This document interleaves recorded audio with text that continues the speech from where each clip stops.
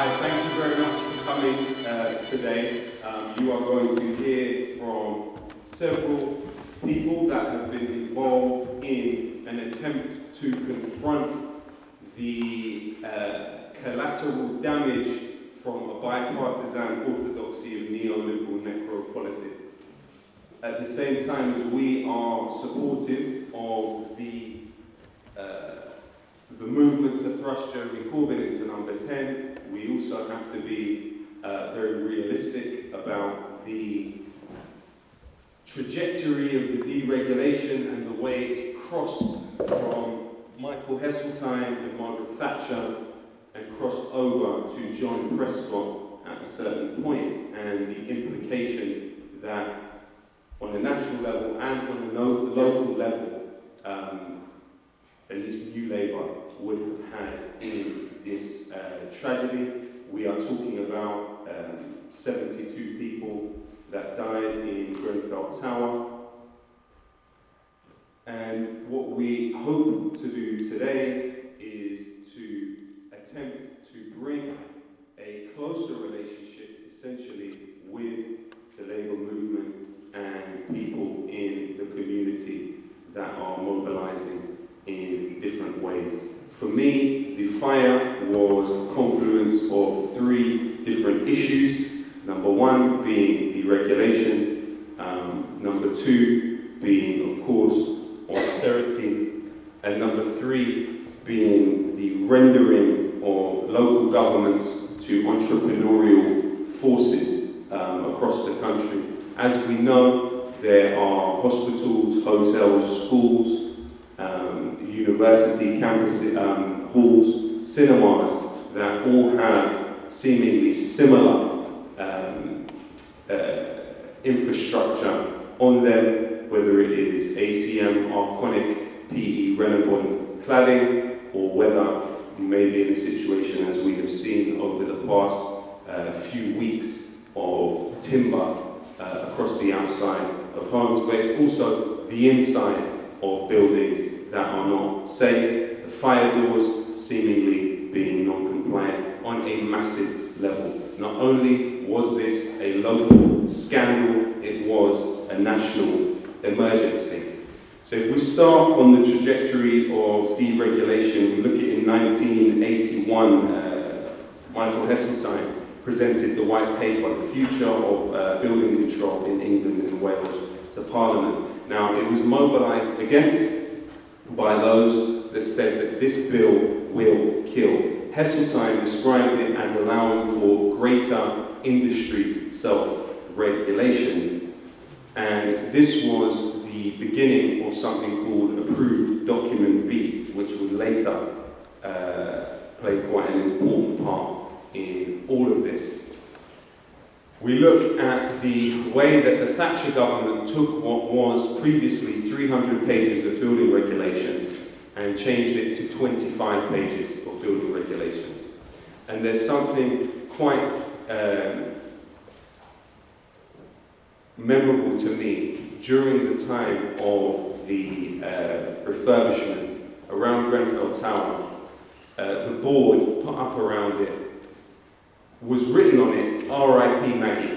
So it was taking place at the time that Margaret Thatcher died. Somebody crossed out the word R.I.P. and wrote F.U. instead of R.I.P.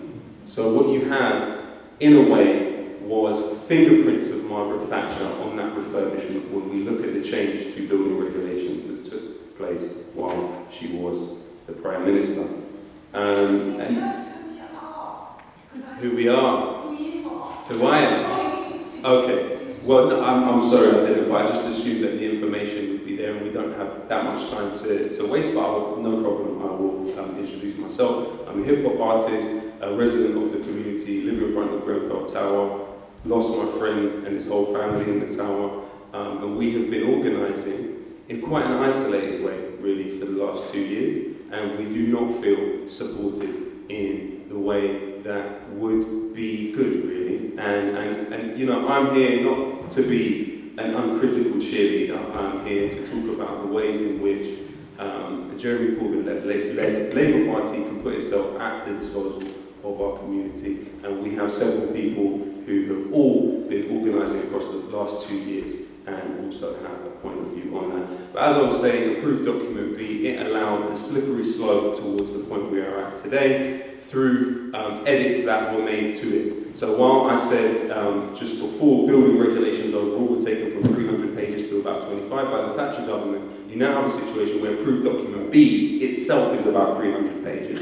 But within it are all types of ambiguities that allow the companies to claim a different interpretation of the law to the government. And this is where the problematic part of it comes in. And we can't forget that John Prescott was involved in the editing of approved document B to such an extent to allow something called desktop studies.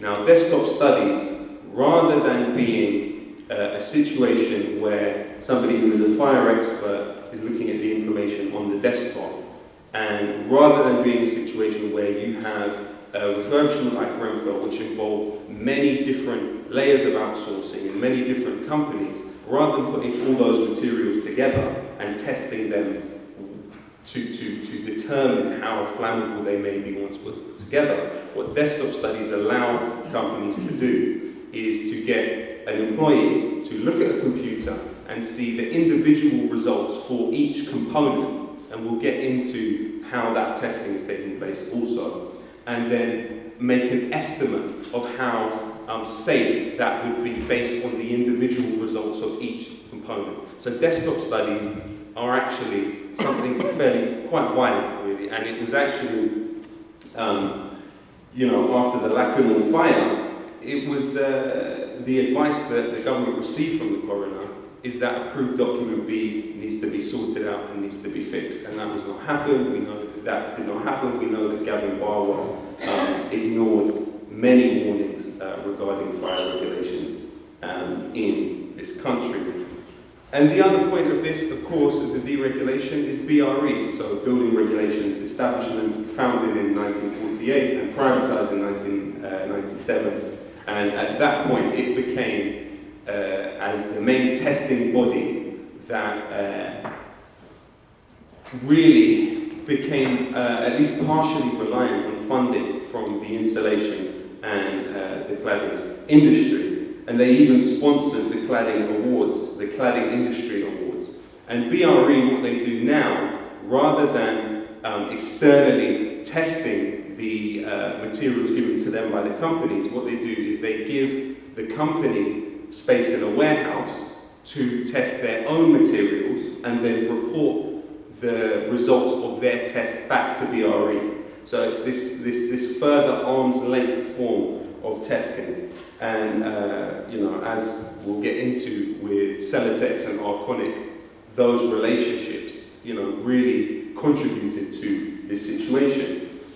The bodies that I think need to be seriously looked at off the basis of this fire is, of course, RBKC, the Royal Borough of Kensington and Chelsea, the local council, Celotex, Arconic. If we look at RBKC to start with, and it being converted into an entrepreneurial force, you have national legislation which allows the space for construction companies to skirt the obligation in the building of social housing or affordable housing in its new builds. Now, that legislation has allowed for RBKC to take £33.4 million in payouts from those companies, because what it allows the companies to do is make a direct payment to local government to escape that obligation to fulfill the legal quota. Now, when myself and Ed Darfan actually questioned the council regarding what had happened to this £33.4 million, which was reported by the New York Times, that RBKC had got that. We were told initially that money was ring-fenced for the procurement of new social housing. But what became apparent in the meeting was actually it had already been spent on maintenance of existing social housing. So what this is indicative of is a relationship between local government and the institution of housing, which we understand to be a human right. Now, you've also had statements made by prominent members of the council that they believe social housing as an institution embeds dependency and embeds disempowerment. So this is the kind of ideological basis for the way in which the people that lived in Grenfell Tower were treated, with the disdain with which they were treated by RBKC. You had a situation initially in 2012 where the contract for the refurbishment was due to be about £11.3 million and administered by Leadbitter, the main contractor. Now, initially, the cladding that was going to be on the building was fire-resistant zinc-based cladding. Now, there was an email sent, an urgent nudge email by the project manager sent to the consultancy company, French consultancy company Artelia, saying we need good prices for Rockfield in Mellon. You know, aspiring to be a property developer himself, deputy leader of the council. And so what that then led to is a situation where the contract was taken away from Leadbitter and given to Ryden, and it was, rather than being 11.3 million, it was worth 8.7 million. Now remember, this was a council that had £300 million in reserves, so it was a kind of needless austerity really on the local council level. But also that led to the change from the zinc fire-resistant cladding to Arconic's PE Renabond cladding, which had within it 6 millimeters of polyethylene, and that was, you know, according to the experts on the inquiry so far. You know, you have Luke Bisbee and you have Dr. Barbara Lane. Pardon? Have we got to the point where they've identified the party who changed the spec? Well, this was, as far as I understand, you're talking about the cladding. Yeah. So, was it a cladding contractor or a main contractor, or those terms floating around? well, as far as I understand, I'll just tell you my understanding of the events so far, were that the choice between the fire-resistant zinc cladding, as far as I understand it, but a lot of it is yet to be made clear, was partially down to Rockfield in Mellon and partially down to Ryden. So I don't know where we can directly attribute responsibility for that specific decision, but the evidence that is available to us at this stage, maybe others on the panel will know more about that, but that is my understanding of it. Now, even in doing so, as far as I know, and I'm not a lawyer, EU procurement rules say that you have to put something up to be bid upon. And this decision to give it to Arconic, can I just finish what I'm saying, please? We'll have time at the end for questions. Okay, we'll have time at the end for questions. So the point is that this should have been put up for bidding, but instead it was given directly to Arconic. Now, you know, Arconic as a company, in 2016, they put diagrams in their own brochure at the time that the refurbishment was just about to be completed, saying that the PE Renabond cladding that was on Grenfell should not be on buildings above 10 metres. So even within their own brochure, they're saying it is unsafe because it would spread fire if it was on buildings over 10 metres, and Grenfell was over 30 metres tall. And when questioned about this, Arconic responded with, it's not our, we behave according to the regulations of the country in which we operate. So there's a clear transfer of responsibility.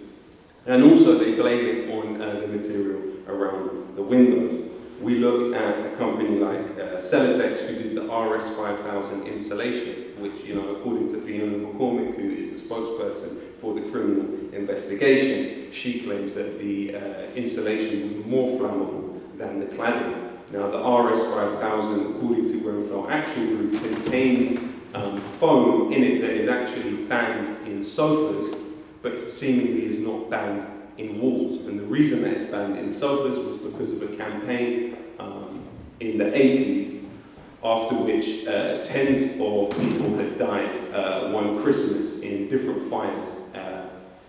And so, you know, we have to look at also in a situation where we are going to and have to lower carbon emissions in order to save us all. The basis upon which all of these buildings have been insulated and cladded has been off the back of the Kyoto Agreement, and an opportunity that was seen within that by the companies. The understanding was that if you want to lower carbon emissions, you should insulate and clad as many buildings as you can in order to bring down energy consumption within each of those households. Also, what these companies did in that situation was say to the government, don't worry, we'll clad and insulate these buildings, but you can subsidize us to do it, because essentially we're going to help you in lowering your carbon emissions. And so that was the basis upon which a lot of these buildings are deemed to need insulation. And the BRE tests also, which leave themselves open to being manipulated by companies. Celotex admitted at the beginning of last year that they misdescribed the result of their test for RS5000, which was taken off the market following the fire. So, for me, it's these three major issues: deregulation and austerity, and the council being converted into a force for entrepreneurial work. You know, when we look at the issue of austerity that took place to the fire brigade, for example, you know, you had 10 fire stations closed, you had 1,000 jobs cut,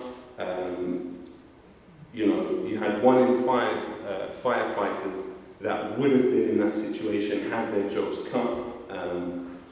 You know, at least a quarter of fire inspectors had also been cut, and 29 fire engines were lost. Funding for the fire service was cut by 50%, despite the fact that fire deaths were up by 20% in the borough. And we look at, for instance, the stay put policy. You know, this was a policy that, while the fire had started, or was the first call was received at 54 minutes past midnight, the policy was deemed to have failed at 23 minutes past 1. However, the policy remained in place until 2:37 a.m., at which point 107 people were still in the building. Now, of those 107 people who were still in the building at the point the policy changed from stay put to evacuation, only 36 of them escaped and survived.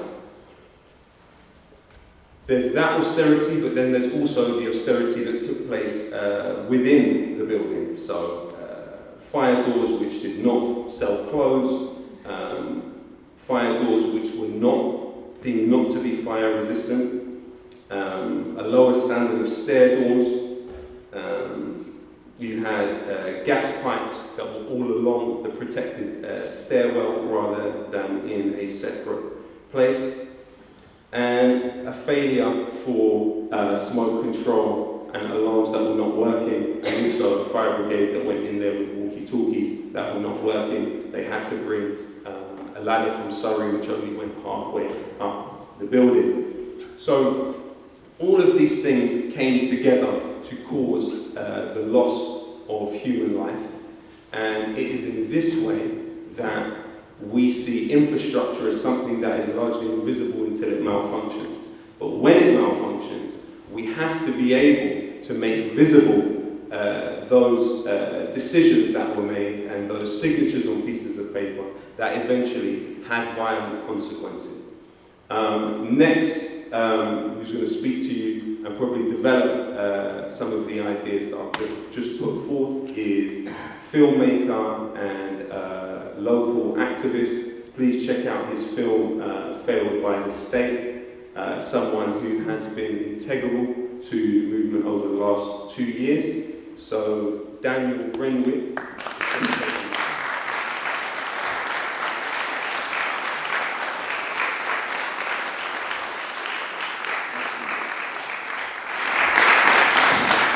I speak a bit more frankly than Karim on this matter, particularly as it pertains to labour. The change in regulation, the Grenfell Tower at Grenfell, happened on New Labour's watch. For 4 years they were in government while desktop studies were allowed, combining materials without lab testing. This is what happens, this is what the market does to logics of government, even when Labour are in power. At least the Labour that was before Corbyn, right? And the Labour that was before Corbyn has to take responsibility for all the 4 years it was in government. But what did it do? It blamed the Tories, it blamed Theresa May. Very easy, too easy, and way too crude to be accepted locally, right? It got into the heart of politics, yet there was no contrition, and the market beholden New Labourites didn't feel they had to take responsibility, while Corbynism treated itself as the panacea to our problems. Don't worry, Grenfell happened because of the Tories. Grenfell happened because of deregulation. That won't happen on our watch. Complacency of the worst level, right? Why? Because it isn't essential. It's not within the quality of socialist discourse. It requires politics, and part of that politics within the period that we've had since Grenfell, or within Brexit, is to talk about what regulation means, right? One of the things I'll say, and one of the takeaway things I'll say of this, is regulation is pro-life, it's not anti-business. The things that were roughshod over at Grenfell were there to save life. And where are you hearing this discourse now? Because in politics, the ends is the means. You have to go out and you have to fight Brexiteers on the basis of our right to life. And if you're not doing that, do you really think if you get to power on a kind of ambiguous play on Brexit that you can all of a sudden do a 180 on regulation? You actually have to do it. The means is the end, right? And so Labour, by my account, left and right, are failing on Grenfell. And I want you to take that away from this room, that actually the perception from people like myself, who will vote Labour, who is a lifelong Labour supporter, who is, through my Union Unite membership, affiliated and would vote to keep Corbyn in power, I still hold that Labour as a movement are failing. But this doesn't have to be so, and I take no joy in coming to you to say this today. If you know me, I'm a critical supporter of Corbyn, maybe a little bit too critical for some. Yet when the 2017 election happened, there was something in the air as I went to the polls, and I dreamed of something better, and it looked like Jeremy Corbyn as my Prime Minister. And it felt like many across the country that day shared my sentiment. It felt like we could reverse the tide, if we could push the market back and win back our right to life, yeah? And that pushback was hard, hardest in North Kent, in Kensington, where Emmerdale Code took the seat off Victoria Borwick in a swing of 20,000 votes by a margin of 20. And I was there outside with the lefties of the community as we renounced RBKC for skullduggery, and we called out the council for trying to falsify the results. Ed DeFarn, a name that is now famous for Grenfell at the time, was outside making signs telling electoral observers to investigate Tony Redpath, because we saw then a very local battle. And when Edna came out, the tenseness of that moment broke and jubilation started. I made a half-hour film that covers the community perspective. And at that moment, there was a real sense of hope within that community. And less than a week later, Grenfell burned. And party politics stopped meaning anything to most of us around there. And the world stopped meaning what it once did. Worlds diverged and chasms formed. To me, Grenfell with everything. Within it was all that was wrong. To challenge it has been a driving force for me from very early on. Maybe I'm still reading from what I saw and felt, and maybe it is wrong to demand a political solution. That is certainly the sentiment of some, who felt humanitarianism in an apolitical sense was what mattered most at first. And after that, the politics could begin. But that logic holds that the devil sleeps. If you operate on the assumption that the devil is awake and alive in all of the details, then you need vigilance, which means politics is needed from the start, especially if you seek justice, accountability, and substantive change. Yet while certain initiatives were being taken at a local level, crude and simplistic party politics were happening at the macro. Flippant nonsense that threw off accountability and complicity happened within the Kensington Labour Group and the Parliamentary Party. And when I say the local Labour Group, what do I mean? In 2012, there was the people of Grenfell formed Grenfell Community Unite. They tried to resist the redevelopment from the very early days. And for 2 years, they were unpeopled, muted, treated as scum, drug addicts, predatory by local labour councils, right? On the day that Grenfell was still burning, while its flames were still alight, an email was sent by the de facto head of the local labour group, a woman called Judith Blakeman, to the local labour group, calling the Grenfell Action Group the boy who cried wolf. When she was challenged about that hustings that I organised a year later, do you know what she tried to do? She tried to tell me that I didn't understand what the boy who cried wolf meant, and that this was how the other people were speaking about it. Completely throwing off that the politics of contempt, that was the foundation of what we saw at Grenfell, was actually in the rotten core of a new Labour-infused Labour Party, right? And if we want to stop that rot and we want to stop at Grenfell, then there is serious work that has to go on inside this party and this conference more widely, right? And I'm a sensitive man, right? With an eye on social media, and I look for references to Grenfell from my commentators, from my radical Labour politicians, and it seldom features anything now more than a bullet point, a crude stick that you can hit the Tories with. And I'm here to tell you, this is as much your failure as it is theirs, right? Why? Because, as Karim said, right, in 2006, changes that happened to regulations because of the Lakenham House fire bred an ambiguity. That ambiguity let you combine materials that should not be combined, that lab testing would have shown were essentially accelerants for fire. I mean, on Grenfell Tower, when it burned, there were 30,000 litres of solidified petrol. And the decision-making process that allowed that to happen was there when Labour were in government. So this isn't, you cannot pose to be a panacea, you cannot pose to be in a binary world, their problem, we're the solution. It doesn't work like that. And so what does it look like? It looks like many different things. On a local level, it looks like the development of a level of political autonomy. And that is now happening, and on the 9th of October, the local Labour group are leading a charge to push for devolution. Something that they, I believe, took from the more radical side of the community politics afterwards, and are now seeking to contain within a relatively party political approach that would allow them to break the cabinet system of the local council of the Royal Borough. And the endeavour is to be supported to a certain extent, but only so far as it is their politics of containment to allow the moment to benefit them. And within that group are people who are complicit, are people who in the second phase of this inquiry you will see fall from grace. And you will smack your mouth at the audacity of the words that they use.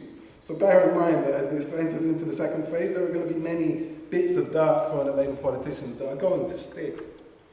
And so it's not something that is going to be simple for this party or this movement to be able to deal with if you play tribalism. What matters more here is the moral creed that socialism is in a party that has lost that moral creed and is more liberal than it is socialist. And if Corbynism means anything, then that push of a socialism has to mean that on a politics of principle, you take the people who are complicit to the cleaners, right? You deselect them, you ruin their reputation, right?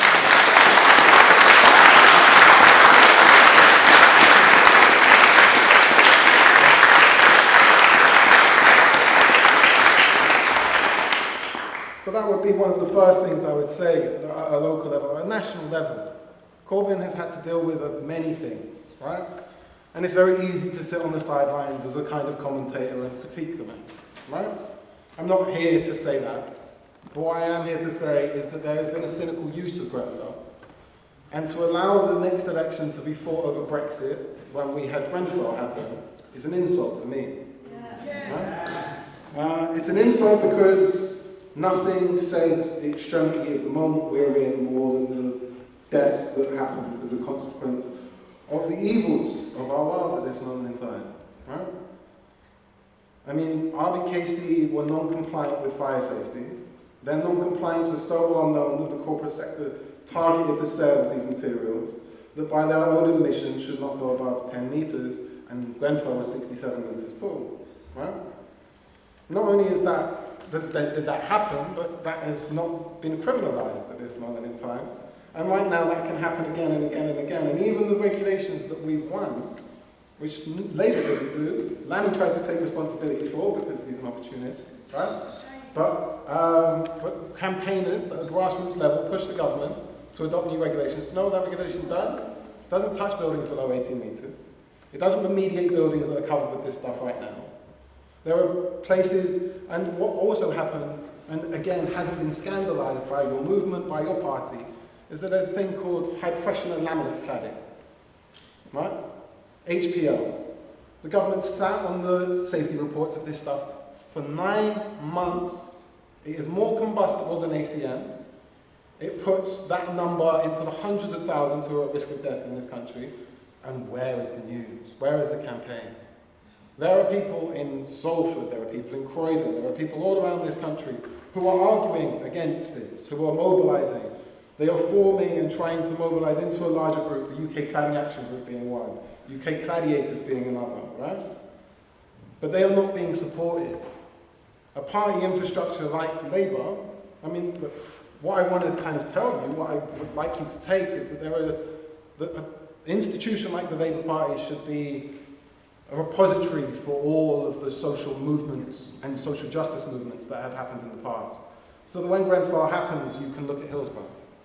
And so you can roll out the stuff that was recommended, because bereavement survivors did loads of the work that would have assisted us in those early days, and had we had a national institution capable of picking up and carrying those legacies, we could have taken them into our DNA in those early days, but we didn't. We had to reinvent wheels, right? We had to reinvent wheels, and I mean that, because actually half the stuff we argued for had been argued for after Hillsborough, after Gosport, right? There are plenty of state crimes and scandals that give us ammunition in a fight against the state, and Labour should be part of them. But what has it been? It's sat out, in my opinion, right? It's been on the sidelines at best. And it's just not good enough. It's not good enough because right now, when we go towards Brexit, we're going towards deregulation, right? The movement to table a commitment to free movement, I believe, is going to fail at your conference today, and I don't believe you're going to table a motion as regards regulation when it comes to Brexit, right? So if we take the twin evils of a right-wing Brexit being deregulation and border controls, you're losing, right? You're losing, and you shouldn't even, and half that loss isn't even considered a loss because nobody's talking about it, right? And we have to have a serious and adult conversation about the type of regulation that is problematic, that is the red tape, and the stuff that is there to guard our lives. But right now, it's all crudely in one box and so convenient for a Tory government or a Farage or a Trump-infused populist to come and ride roughshod over our lives and put more of us at risk of death in this country, right? And here I'm speaking to who I see as natural allies, who I see as people who feel this in their sternum and solar plexus like I do, right? Because actually, this is our movement, right? This is our process of challenging this, right? Because actually, when what happened, you pretty much created a whole bunch of new Labour supporters, right? The Tories did, right? Because actually, countrywide, people understand what that is. They understand that that is what happens with deregulation, with austerity, with criminalisation of needing subsidies to live, essentially, right? Which is what the neoliberal market state has done to working class life for a very long period of time, and people are ready to push back. But where is that pushback, right? What does Grenfell mean? It is not a bullet point on a list. It is not a stick to beat the Tories with. And I'm taking names of anyone I see do that anymore. You reference Grenfell, you do it justice, right? You don't say it at all, right? And I could go on, but I'll leave it at that. Thank you.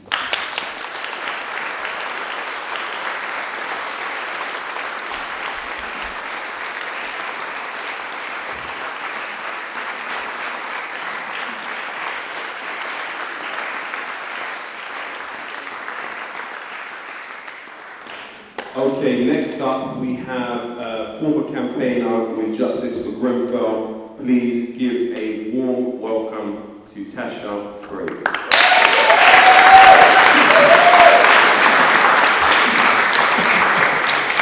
Hi everyone, I'm Tasha. As Karim said, I worked for Justice for Grenfell for 16 months. I'm a local community member. and campaigner. Whenever I hear Dan and Lowkey speak, I'm a bit like, what? Especially if I follow them. So I'm going to talk to you a bit about the history of where we come from today, because I think that's really important. And to understand the power of community mobilisation in the narrative of Grenfell Tower, you must first begin to understand the area that we live in, Ladbroke Grove. So Ladbroke Grove, along with Brixton, used to be one of the worst areas in London. There were no-go zones, which housed people in what were essentially slums.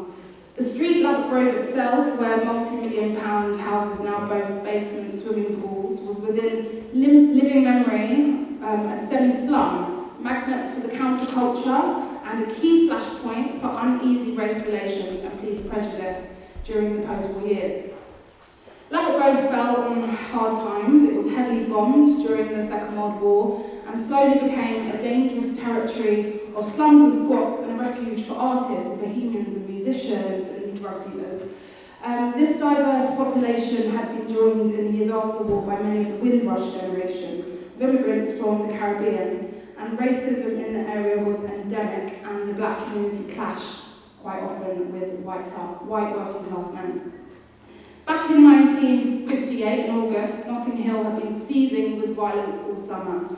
The Saturday before the area finally exploded, 9 white youths had embarked on what one of them called a nigger hunting expedition around Notting Hill. They were armed with iron bars, blocks of wood, an air pistol and a knife. By the time they finished, 5 black men were in hospital, 3 of them in grave condition. But it was the following Friday, 29th of August 1958, when the touch paper was really lit, igniting the worst racial violence Britain has ever seen. It started with a minor dispute with a young Swedish woman and her black husband. They were having an argument outside Latimer Road Station, which is just next to Grenfell Tower. A white crowd soon materialised to defend the Swedish lady, who didn't want to be defended, and a scuffle broke out. Later on in the evening, a 200-strong mob of white young men rampaged through the streets of Notting Hill armed with weapons and shouting, "Down with the niggers and go home, you black bastards." But it was the murder of Kelso Cochrane that really created a movement. Kelso Cochrane was a 32-year-old Antiguan immigrant who was working as a carpenter to save money for his law degree. After fracturing his thumb, he went to Paddington Hospital, St Mary's Hospital, and on his way back to his home in Ladbroke Grove, he was set upon by a number of white youths who stabbed him with a stiletto knife. No one has ever been held accountable for the death of Kelso Cochrane. And that sparked more riots, and out of that, Notting Hill Carnival was born. Ladbroke Grove residents, we've always fought for our land, our services and our community, whether that be the recent fight to keep our local community college, which we won, or to stop giving away our public land. We used to have a Citizens Advice Bureau that's now been sold off, and we have a prep standing in its place, and they attempted to get a £6,000 a term prep school in the other side of the building. So Grenfell happened 5 days after we elected our first Labour MP. We still have a Tory council. And there was, when we'd elected Emma Denko, there was a kind of sense of relief, like things would change. And then Grenfell happened, and as a community, we were back in action again, not least because there was no official body or authority or political party in the first few days of the fire to help. Our community were out organising beds and clothes and donations and services that were being stripped away from us due to government and local council cuts, as well as the selling of public land. And we began to see what was going on and how horrific the response was, and we had residents who were asleep on the floor of a sports centre for nearly 2 weeks. And it kind of seemed to go from bad to worse. I got involved in campaigning about 4 months after the fire. I had a period of PTSD, and it was awful. And it was nothing in comparison to what the bereaved survivors had been through, but that's where I was at. I couldn't see past this cloud. And I went to protest at the Tory Party conference in October of 2017. And I felt really empowered, and I felt there was a change that I could make here. I hadn't done a public speaking thing since maths in secondary school, where I read a prayer, I think, in year 8. But I had to get over my own fears and my own incompetence to fight for my community, for a community that has raised me, that has raised all of us, a community that I deeply care about. I like to humanise what happened at Grenfell. I want people to remember that it's not 72. These were women, men and children, brothers and sisters, and every single person sat on this panel lost someone. And almost every single person that sat on this panel was there that night, and for the weeks after, and now we are 2.5 years nearly down the line, and we're still here fighting. I would like to say, sorry, I've written it down, that Grenfell Tower has demonstrated starkly class and space are very much intertwined in London, more so than anywhere else in the UK. Kensington and Chelsea is the only London borough where the population density is falling. The rich occupy more and more space per person, whereas the working class is forced to live in cramped, unsafe conditions. The way housing has moved away from democratically accountable control into the hands of opaque companies has a big part to play in the Grenfell atrocity. The government ignored the advice of the all-party parliamentary group on fire safety and complied with an agenda that doesn't serve the residents of these council blocks, but the corporate interests of those who seek to profit from them. Our community has stepped up. We've continued to step up, and we will continue to step up. Labour hasn't, and Labour needs to. 72 people plus died in Grenfell Tower on the 14th of June 2017. They need justice, we need justice, and we need change for the people that are still living in unsafe buildings, the people that are going to school in unsafe buildings, hospitals, universities. We need change. And I'm a Labour voter. I'll vote Labour for as long as, until something better comes up. But it's a party right now that I don't have much faith in. They haven't done enough. I don't know how many of you think you're living in an unsafe building? None of you? Maybe that's because you're a couple? Alright, well, if you come to our community, I think everyone would raise their hands. We're a community that has been forgotten, but we're not down, we're standing strong, and we'll continue to fight. I think that's all I'm going to say. Thank you.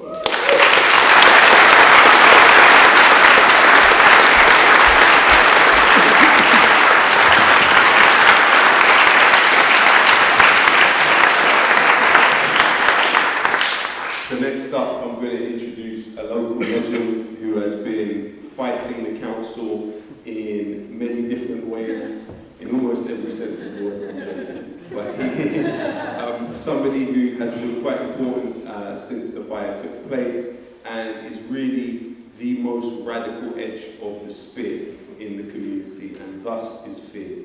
So please give a warm welcome to Reese Moore.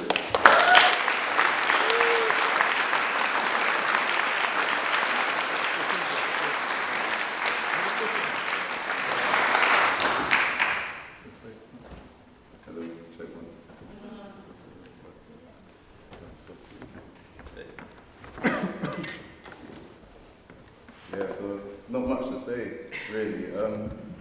I wasn't really into politics or anything like this before. I'd say about 2010, maybe just before, a Tory mug called Rockfield and Menon was sent into our area to, I don't know, knock houses down and just change it all up, change it for the better for them.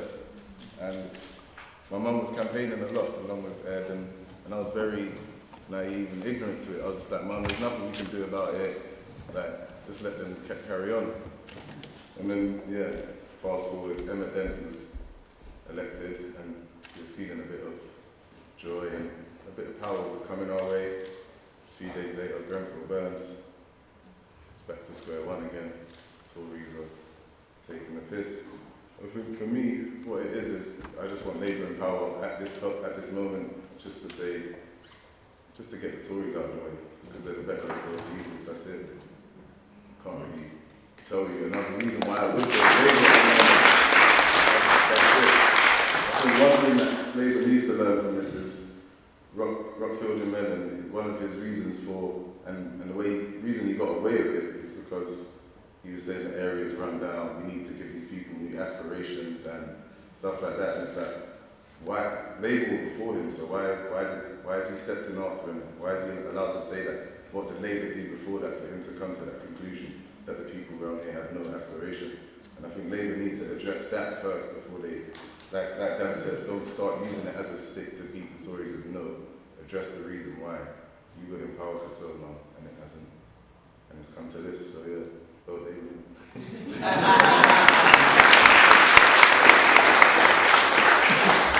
So I'll ask you a question. So in terms of since the fire, I would say the way in which people have been treated by the council has changed slightly. So the disdain that was present before Grenfell is still there, but it has to wear a veneer of kind of very neoliberal consultation kind of stuff. Now, your particular experience with the council, how have you felt unpeopled or dehumanized in your relationship with the council since the fire? Well, they just don't listen to you. It's like me telling you there's a spider on your shoulder now, and you're just staring at me like I'm crazy. To the point where I just have to knock the spider off your shoulder, and now you're getting me arrested for assault. Because and that's just how they make me feel. Like they just make me feel like no one. And obviously, with everything that's gone on, you can only take so much. And when I'm sitting there and I'm watching experienced people like Tasha, intelligent people like Lowkey, all these people talking, and they're still not listening.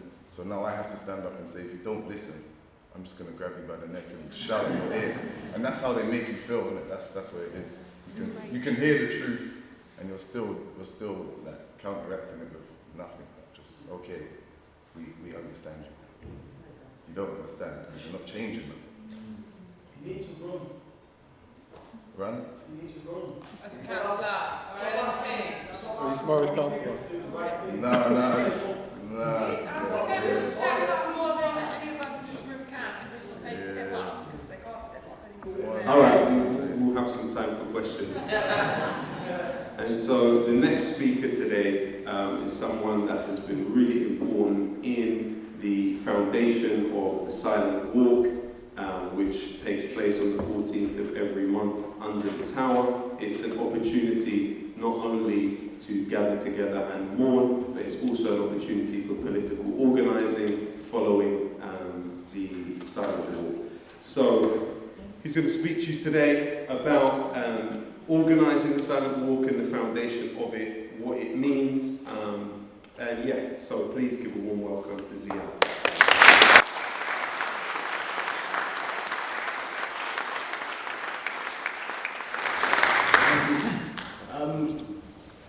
Similar to Reese, I didn't have a political background. I didn't come from a family of activism. My parents were very straightforward, played life by the book. Great family to be raised in. Lucky enough to live in the Ladbroke Grove area for 31 years of my life. The 13th of June 2017 was a normal night into what we had thought. I'd gone to bed that night expecting to wake up at 7 in the morning as you do to go to work the next day, to be woken up just after midnight by screams and the sounds of sirens, to then step out on my property to see the Grenfell Tower on fire. Now this tower sits tall among other towers in the building in a very congregated area, but a lot of life, a lot of memories, a lot of your childhood memories come from these kind of places and estates and blocks that we have in the area. And to see the building go up in the time and speed that it had, and to see the lights of people's homes still on while the flames rip around their flats, and see people screaming for help, see people tying bed sheets in an attempt to climb out of the 14th floor of a building is heartbreaking in itself. And for me personally, was a day where life had changed completely. So the whole understanding of politics, the whole understanding of the council and how evil their work was all new to me, to be honest, and I'm still learning now. I sit here and I'm thankful to sit on a panel with people like this because, like I said, daily we're learning. For me, it was important that we came together, and on the night of the fire, it was immediately about rescue, it was about offering support, offering our place of sleep. As we said, there's been major cuts to a lot of the services within the area, so buildings that you would expect to be open or organisations that you would expect to be there at a time of tragedy, understandably, were nowhere to be seen and not present. The council were not present, and it fell to the everyday people of the community. And you know, when you live in an area like Laverick Grove and Latimer Road, you grow up loving your area. We are, you know, very supportive of our communities and how vast and multicultural the community are, and we all learn from each other, and we all grow together. But that night, and the council's lack of response was life-changing. And for me personally, the first 3 or 4 days, we were on the brink of absolute riots. Emotion, pain, sorrow, sadness, people still searching for loved ones, children looking for mothers, and vice versa. And you know, I felt, like I said, I haven't had a political background or a background in activism, but I look back and the only thing that really stuck to me was the London riots that happened in 2012, and you know, that was going through my head. And the majority of people, when you speak to them about the London riots is the only talking point.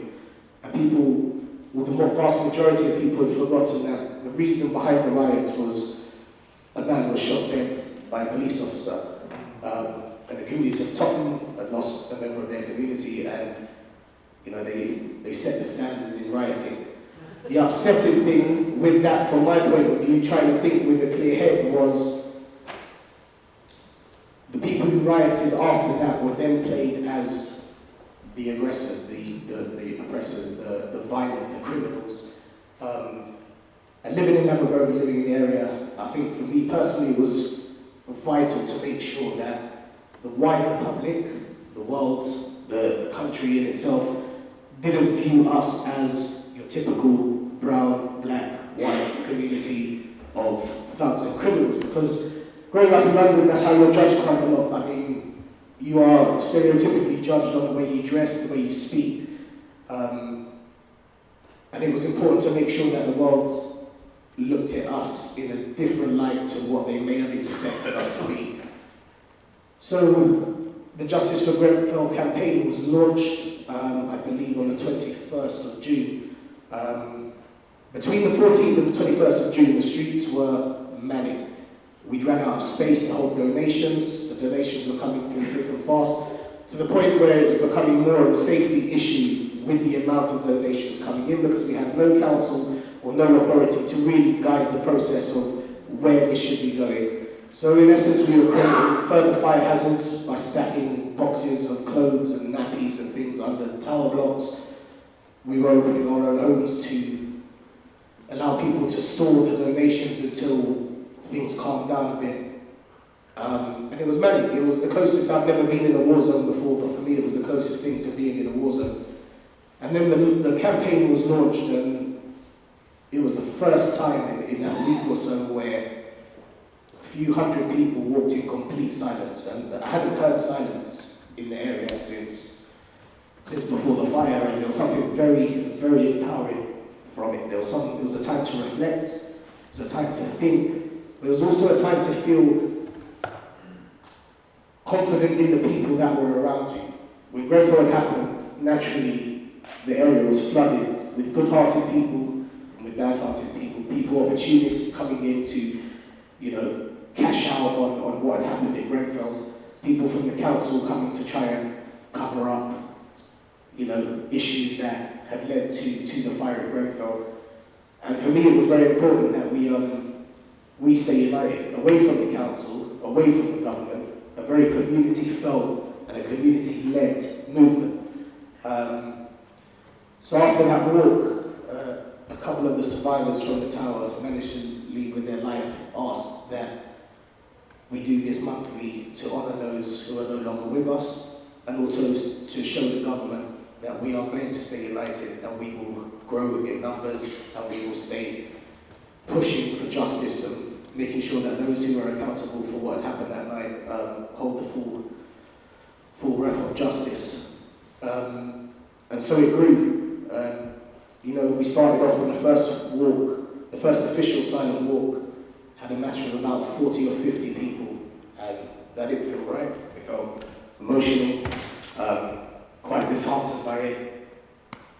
And then slowly it grew, and the support grew, and as Karim just mentioned, it's become a tool for many things. So now for people who live in the community, rather than being alone and stuck inside your house on the 14th, which is a horrible day, it's a horrible day. A lot of us won't sleep clearly on the 13th, not because we're overthinking, there's just something within PTSD, within these mental health issues that remain with you and mess up your normal rotation. But now we know that on the 14th of every month we come together, we walk together, we welcome those from all communities, near and far. We've had people come down from Newcastle.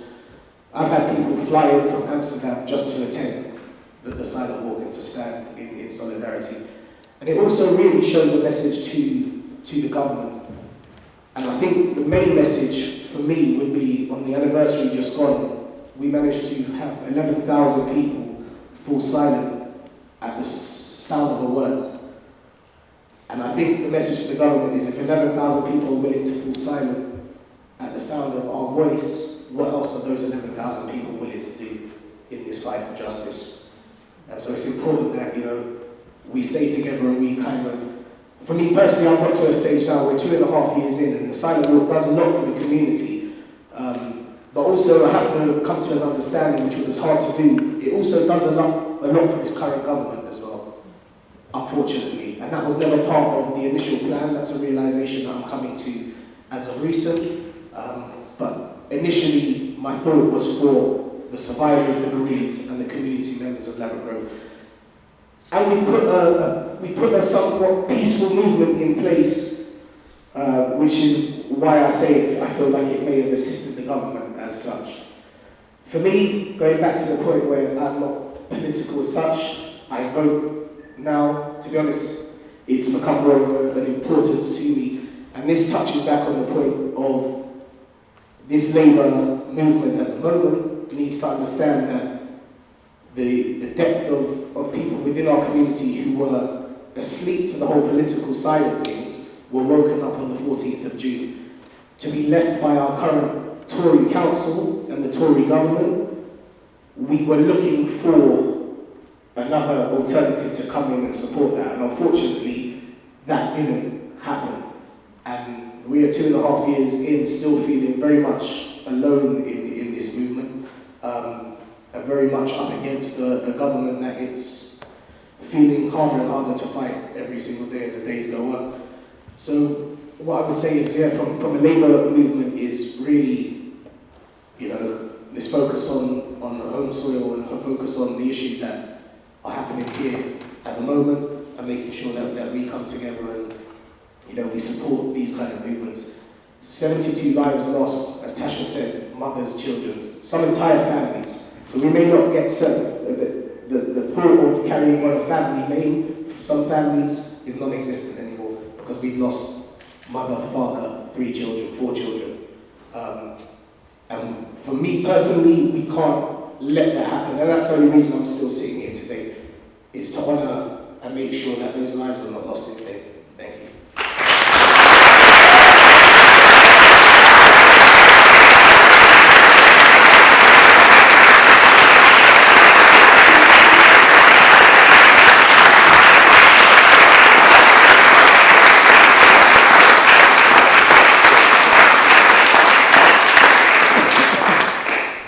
So we can take questions now, but if anyone has any contributions, can you limit those contributions to about 60 to 90 seconds, please, if possible.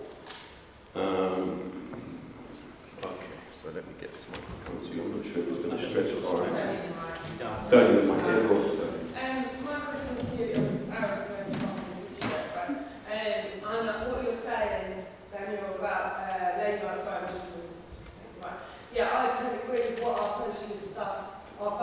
is not met with what we actually do. And I know that too well here in Brighton.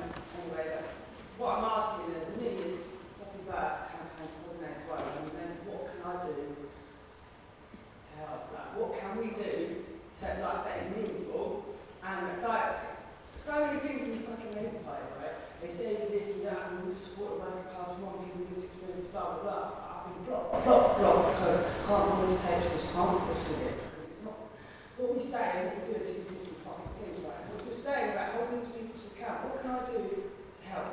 Is what I'm saying. Great question, and it differs. It's a very local question if you're going to be honest with yourselves, right? Look, there are over 500 blocks with ACM cladding on.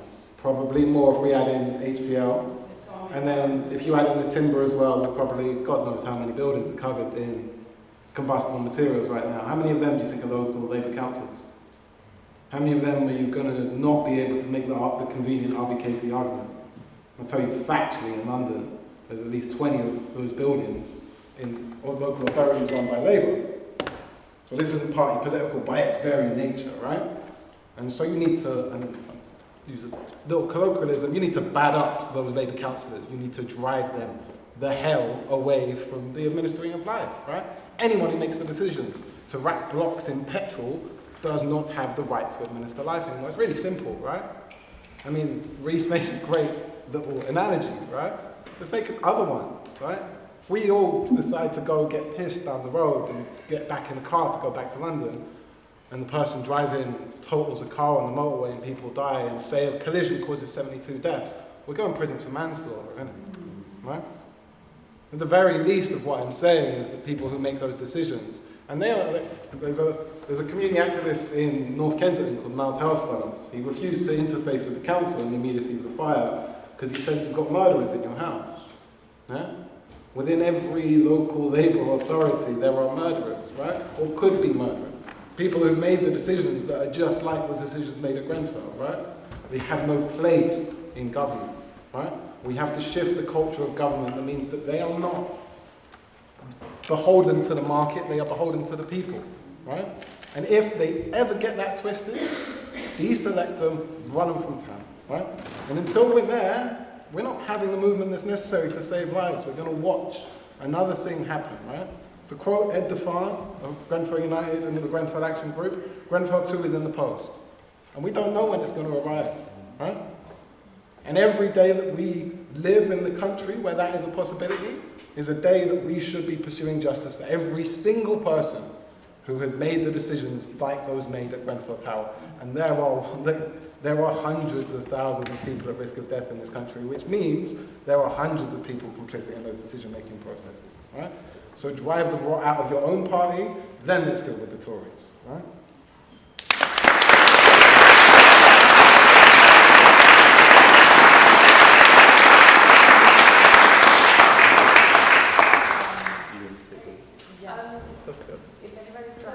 I've got quite a loud voice. I was wondering, well, so it's kind of following on from what the gentleman shouted out, which is, I was wondering what are the obstacles to you in terms of running for government or running for local council?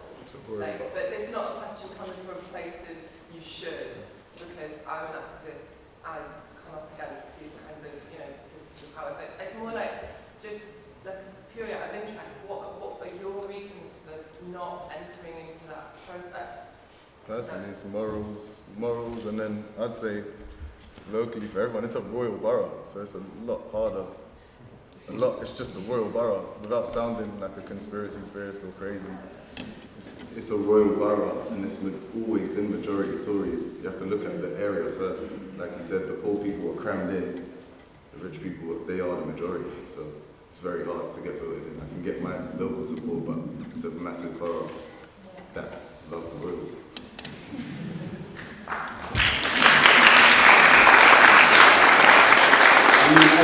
As a council, RBKC is always going to be majority Tory. And aside from that also, as has been very explicitly established by Dan, the dictatorship of prevailing orthodoxy amongst Labour councillors is neoliberalism that kills people. And so I think that entering into that situation, and there are those who are active on a community level who have aspirations of doing that or who have done that. You know, you even had a member of the Tory, a Tory councillor resign saying they're elitists and racists. So that's a Tory councillor doing that who entered into those hallowed halls. How is that situation really going to play out at this point? What I think our strength can be is defining the parameters of their rationality and their logic by impeding the passage of their power. And I think that's something that Reese, out of all of us really on the panel, also Niles, does that.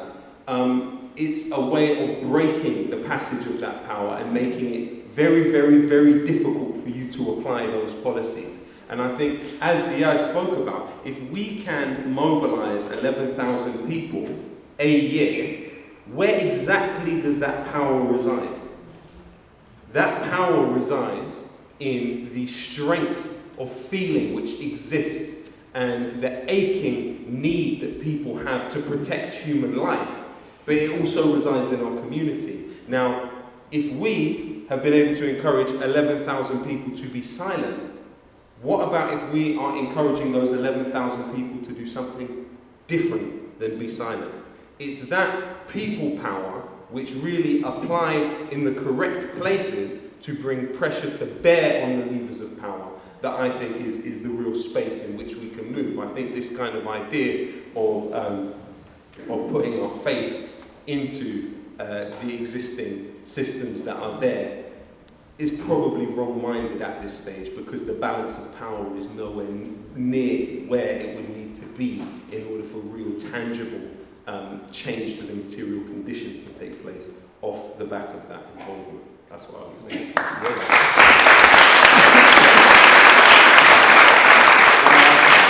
I worked for Emma Code for a little while after the fire. I did her videos, right? Emma Code is the Labour MP for Kensington. She won it by 20 votes in the last election, with a swing from 20,000 to take the seat that is historically Tory. And it was essentially a crown jewel of the Tories taken over Brexit, right? Emma did a great campaign. Those of North Kensington members voted. A lot of youth mobilised to vote through people like Lowkey. But really, it was Brexit that determined that, right? Now, there have been failures locally with Labour, and to a certain extent with Emma as well, right? And there have been conversations about what can be done. But if you were to run right now with Labour as an incumbent within Kensington, at an MP level, single issue candidate, it would split the progressive vote and give the seat back to the Tories, right? Now, while I come here to send a very clear message to Labour, and I will be unapologetic with that message, but I'm not going to ruin the chances of a parliamentary majority, right? I'm pragmatic in my solution here, right? But long term, if what is being said is not heeded very soon by this party, it will be replaced, right? It will have absolutely no space within the spaces that we operate in, because actually the rot is there, right? And this is a dynamic movement, and there's a lot of hope, and the things that I've seen coming out of this conference really truly do give me hope that what Corbynism represents will lead to that substantive, meaningful, long-term change that this country so needs, right? So we're willing, I think, to give a little bit of wiggle room and time to see if Labour can get its act in gear. If it can't drive out those murderers, if it can't solve this problem, it will simply have to be replaced, and we will have to start to look very seriously at the formation of a party political movement that can take this on. But for now, I think we pragmatically give Labour a little bit more time.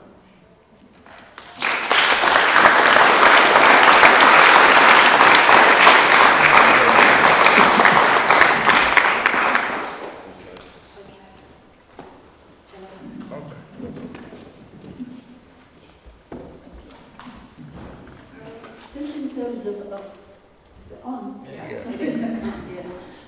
The heart-to-heart solidarity aspect as opposed to the superstructural. I just want to mention the Cornwall Hugs Grenfell issue because this woman, Esme in Cornwall, she put out a call immediately. She was so upset by the whole situation, and she got massive replies just to offer respite to survivors and fighters' families and so on.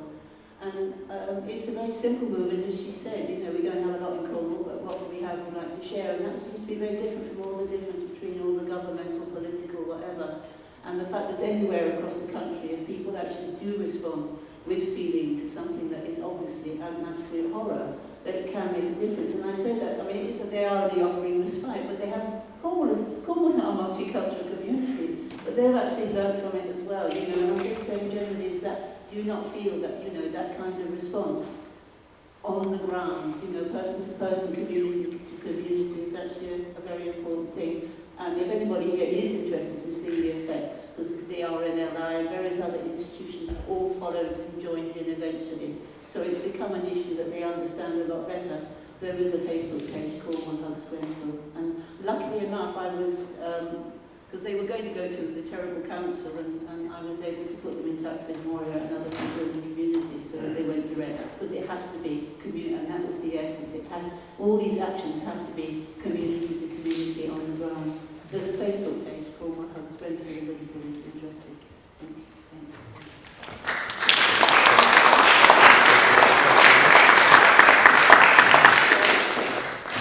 Are you able to come closer to the mic? Lowkey, well, I'm a construction professional, civil engineer, and I've worked for the biggest cladding manufacturer for the last year, so quite a lot of insight in this. Your study, what you've done, has been fantastic. You've identified a lot of the goings-on within the industry that often takes a couple of years in the industry to pick up. You said about the RE. There was a big cultural shift in the construction industry about 20 years, 30 years ago, from what we call a traditional contract, where the client who doesn't know anything but wants to build something hires an architect to lead. They get all the money, they then hire everybody else. So when an architect spec'd the building and said it has to be this level of fireproof cladding on it, to change that spec, the contractor would have to go through the architect and get permission. Studio E. Yeah. Now we don't do it that way. It was turned on its head, and we adopted a contract called design and build contracts. And the whole culture's changed towards these. They allow us to build faster, but the person who's buying materials is the boss. It's the contractor.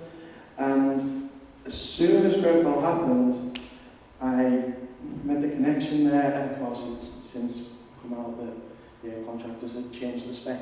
You know, without even knowing there was a higher spec, I assumed there'd be a higher spec. So yeah, I just wanted to give you that and tell you to look into that a bit more. The bench studies that you touched on, don't be too critical of those. If an engineer's got integrity, they can do those properly. The desktop studies? Yeah, but you want to look at bench testing. You touched on system testing, and certainly a shift away from bench testing to full system testing would be something that we should be looking at. Some people in the sector have started looking at that as well. Oh, I'm currently unemployed, so I can speak freely.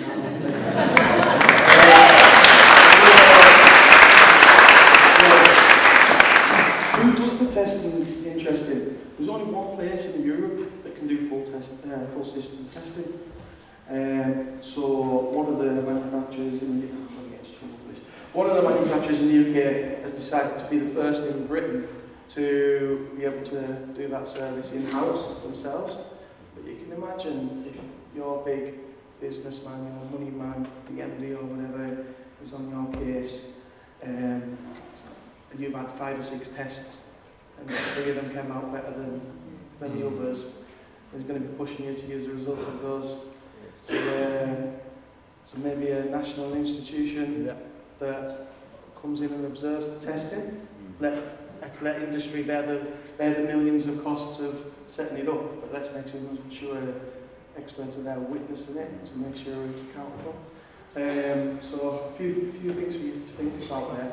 And if if you want to have a chat about the industry in a bit more depth, there's a lot of technical stuff I think we could talk about. So. We've got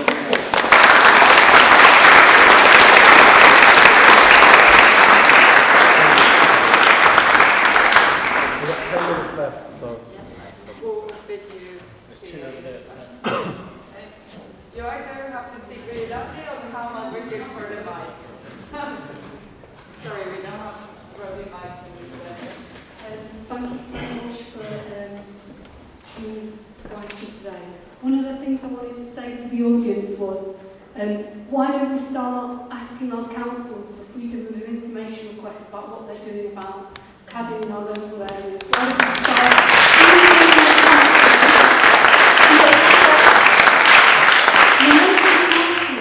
now in Labour Party council in Nottingham, who I don't feel are doing anything about cladding in Nottingham. Nottingham University, Trent University, they're the only people I've seen removing the cladding and changing the cladding on their building, and that goes to show where people's priorities and how communities are valued. And I just think we've got to start putting pressure on our councils, freedom of information requests. We need to be linking in with people in unsafe buildings. You know, it's just absolutely disgusting what's been going on. And, you know, I think I am a member of the Labour Party in Nottingham, and I apologise for the lack of action that we've done in Nottingham around this issue. And I'm going to go back and I'm going to start doing something about it. And, you know, if we can have your film, you know, we've got an independent cinema that does political screenings. You know, if you'd like to, we can try and do something like that. Get people out to come and see the film. You know, things like that. We need to think really practically about what we're going to do about it. Thank you.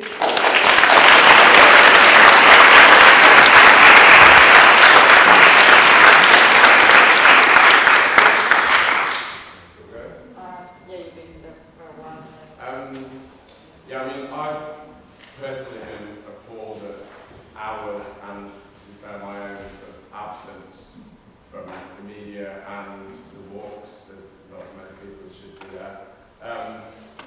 And the majority of that, I think, that absence is just people have not prioritised things properly. But there's a small variable for me, which is a kind of a timidness about speaking in a way that doesn't give it the justice that you're talking about, or that does come across as a stick to beat the Tories with.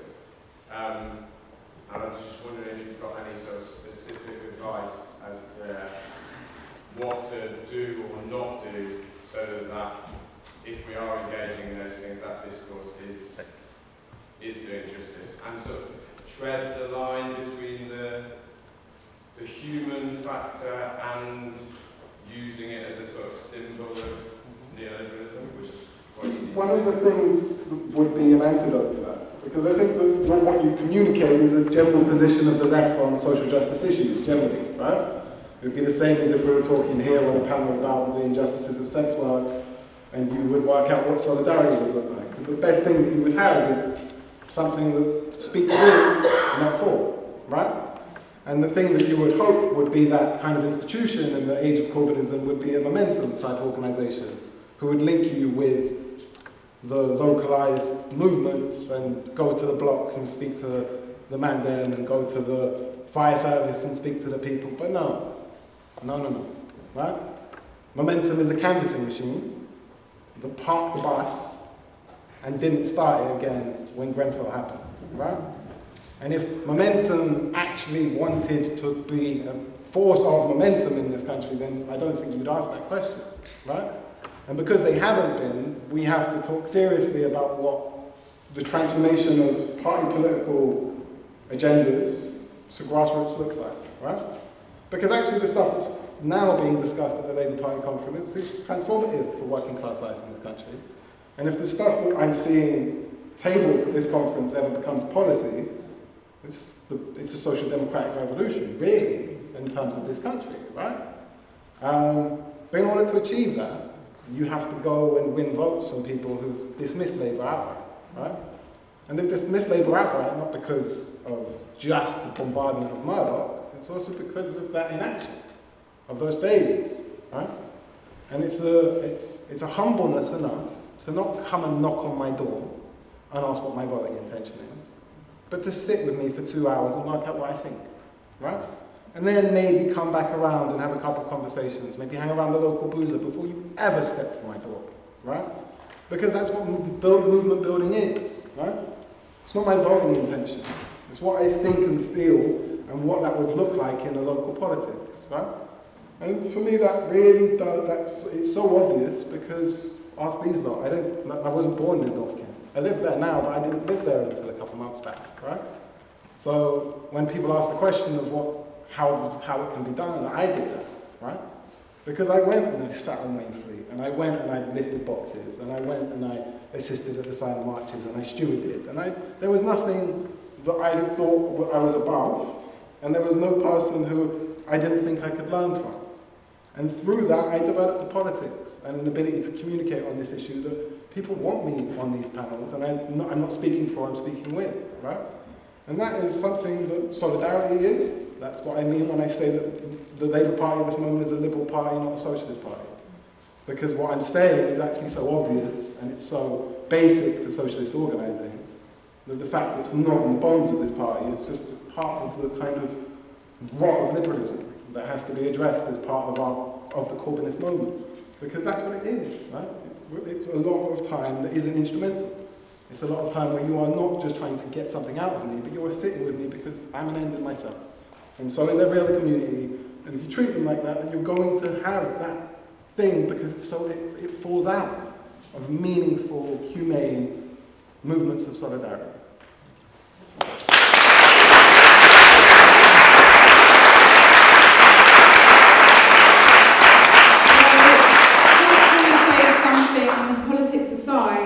I always say to people, keep talking about Grenfell, just keep talking to whoever will listen, talk to your friends, talk to your family, talk to your milkman, talk to your bus driver, just keep the narrative and the conversation around Grenfell going. When you speak with the people of Grenfell, speak with words that will honour them and speak with love. And then when you speak about what happened at Grenfell, be brutal with the facts and shock people and scare them, and that might power someone else into action. But that's important. We've got one side where we honour and the other side where we fight. And we say, this is what happened and this was wrong. Thank you.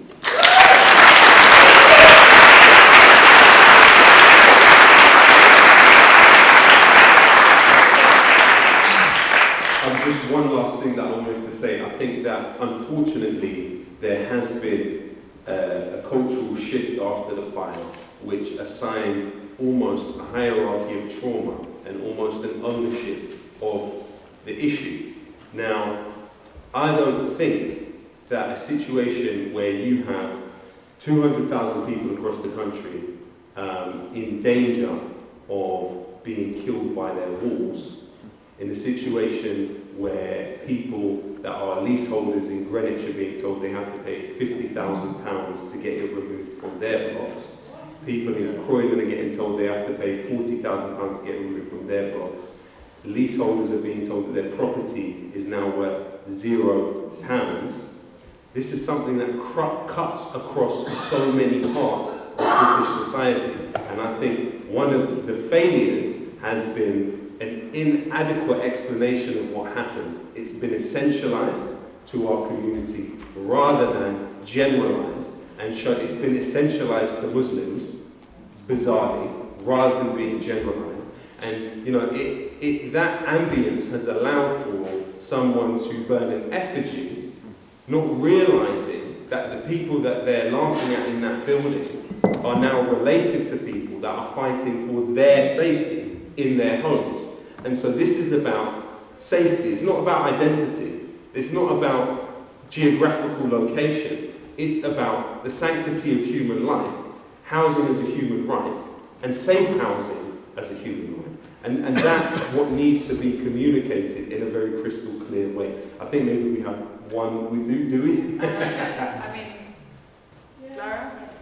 No. Okay. All right. So, so we're here.